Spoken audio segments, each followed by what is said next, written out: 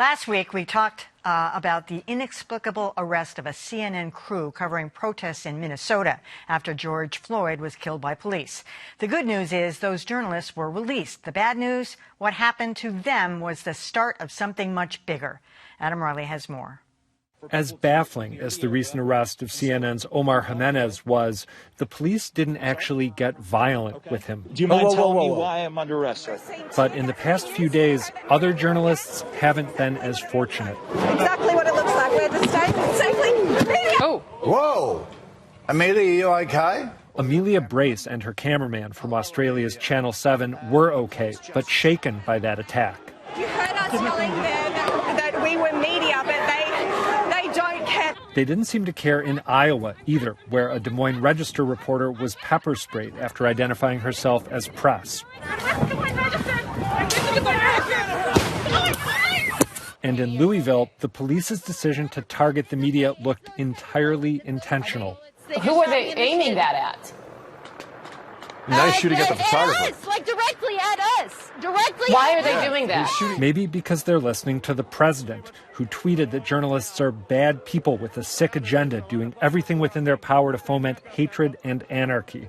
Whatever the cause, the past week has seen more than 100 documented cases of police attacking journalists. Some protesters have gotten into the act, too. Look, there's water being thrown on the reporter. Still, it's the police who are paid to protect and serve, even if they'd rather not. Who are you essential to? Who are you essential to? For starters, anyone who wants to see how ugly things are getting.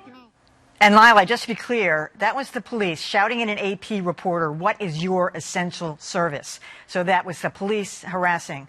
And I've noticed even around town, I was walking around with my press badges on, the police aren't overly anxious to be helpful or answer questions. Maybe they're leery of the press at this point, but I don't think there's any question that what Adam said about President Trump, that it feels okay to do that, to harass and be, intimidating to the media because he thinks they're all bad people. I think we've heard 3.5 years now about how we're the lamestream media, how everyone has a liberal agenda, how we're deliberately spreading fake news. I think this was the natural result of it. And before that, even, there was the media kind of veering away from information to confirmation, from information to infotainment. I think that what we're seeing is the end result of a media that's been discredited. But it's worth remembering that the media is supposed to be the people's eyes and ears in the room. So once the media is not able to actually report, it's the people who get shut out of what's actually happening.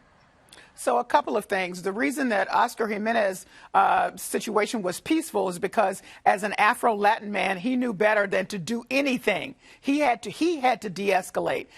Even with those cameras rolling, it could have been God knows what, maybe not George Floyd, but something akin to that. So he knows that.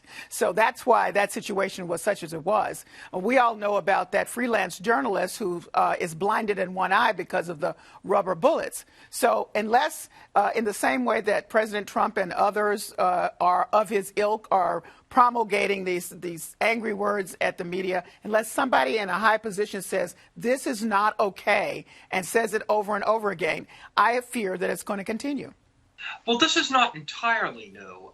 Certainly during the Occupy protests 10 years ago, there was documentation of numerous journalists who were arrested and detained for covering those protests. And even before the current round of protests, Reporters Without Borders had ranked the United States only 45th in its World Press Freedom Index. But what we're seeing now is an escalation of that.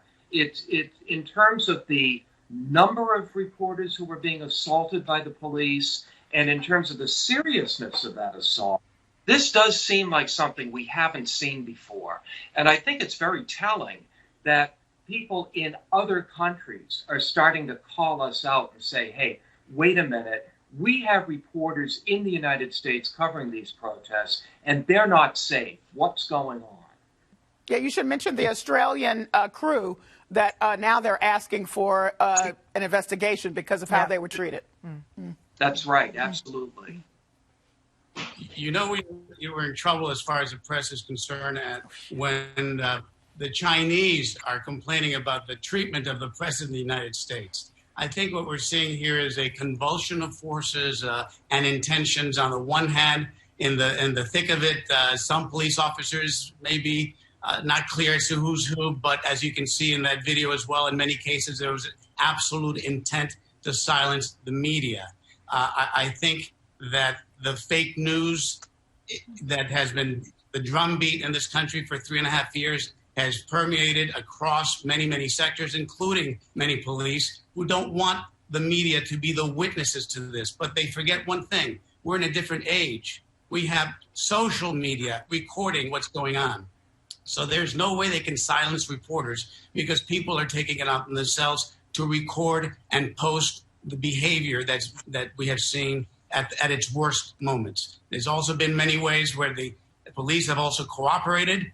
We don't get to talk about that as much, but in Boston, we also tend to be spared, I think, this kind of adversarial relationship at this point. Well, the media here in Boston has a pretty good relationship with the police.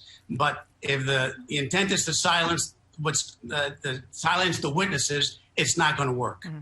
I think I also, Dan, thought it was very distressing that the protesters got in on this. And I think that also is, they're emboldened by the same efforts as the police because they think, hey, nobody likes these people. No, everybody thinks you, and that's been everywhere, that the protesters have also been abusing, throwing water, or worse, throwing, water bottles and that kind of stuff. We've seen Trump supporters attacking the media. Now we're starting to see people on the left attack the media as well. And I should say some of this has been incidental. Hiawatha Bray of the Boston Globe was pepper sprayed in Brockton, and he said he wasn't wearing press credentials. He didn't think the police overreacted. It was just one of those things. Jorge, you were saying? In terms of protesters also turning on the media, I think it's also important that some of it is just frustration of people from communities where injustice has been underreported day in and day out for years and years, and where crime and bad things that happen are overreported, and they finally get a chance to see the media and reporting on a situation, and they vent out their frustrations as well. That's an excellent point.